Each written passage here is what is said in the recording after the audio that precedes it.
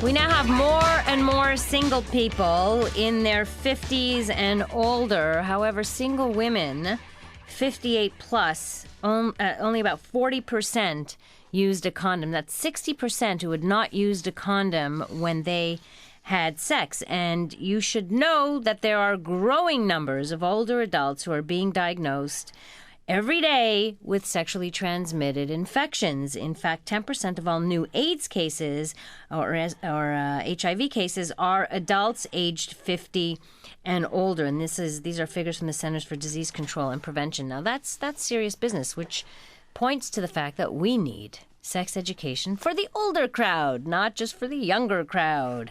So let's talk about why older women, and maybe their partners, it's not just the older women. We've been saying that older women think, well, they can't get pregnant, so it's okay. They won't insist upon it.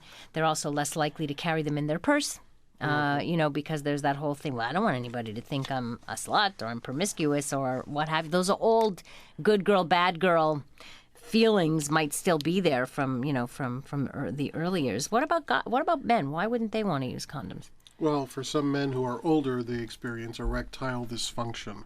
And adding the putting on of a condom into that just makes the whole experience a lot less pleasant. Sometimes an older man will finally get that erection, but the process of trying to put the condom on, right, especially if his hands are shaking or it could be a number of other things, by the time that happens, he may lose the erection. And it's just not a pleasant experience. Right. And older women also suffer from vaginal dryness. So if they don't lubricate the condom and if they're not using lubricants, then they're going to find that uncomfortable. But there are other solutions. That's the thing. For the guy with erectile dysfunction, there's pills. For the woman with vaginal dryness, there's hormonal creams and over-the-counter lubricants that can be used. And that should absolutely be used every time, as long as they're water-based. If you're got to use the condom and the water-based.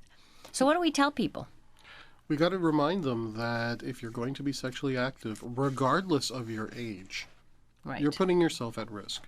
And it's great to tell people that they should find out about their partner's sexual history, provided that the partner is going to be honest. Some people are very secretive about it. They don't want to share that information. It's nobody's business who I was with in the past. Right. And so you have to respect a certain level of privacy. But then go get tested. They Yes. also have to know that you can get tested, you can both be tested, and then if you want to have a monogamous relationship. But you got to remember, for an older generation, even going to get tested has a level of stigma to it. Right. Any public knowledge about their personal, private sex life has this entire stigma associated with it. It's not like today where you have young people being encouraged. No, you need to go get tested. You should be proud that you're going to go get tested. It shows that you're a responsible adult. Right. Try and explain that to someone who grew up in an era where just the mention of sex was so taboo. Right. And now trying to tell them, well, okay, that worked for you 40 years ago, but now it's different, and now you can be free about it. Right. Well, part of it is, I guess, in the past, you didn't have so many older people being so sexually active. So something has shifted, but it hasn't. Our society has shifted in that respect, but it hasn't. The condom use or the safer sex practices haven't quite reached, the same level. I guess it didn't catch up. Well, you're looking at more expressive attitudes towards sex. I mean, it's really relevant in the society around them. They're constantly exposed to sex, so it's not this taboo, secretive thing anymore. Although their own personal lives are still secretive and taboo. You have a number of older people who are in better health now than, let's say, 2 or 3 generations ago. You have internet dating. You have older people who are getting accustomed to working with a computer. They're going to dating sites. And there's plenty on people, senior dating or 50-plus dating. And there are hundreds and hundreds of such sites. So it's obviously much more popular. So at one time, the only way that you could end up old and alone is if you were widowed. And it was very frowned upon if the widow or the widower would go off and marry someone else or date someone else. That's not the case anymore. No. So not only do you have the widows out there, but you also have a lot of people who are separated, divorced, who are old and alone, but not because their life partner has passed away.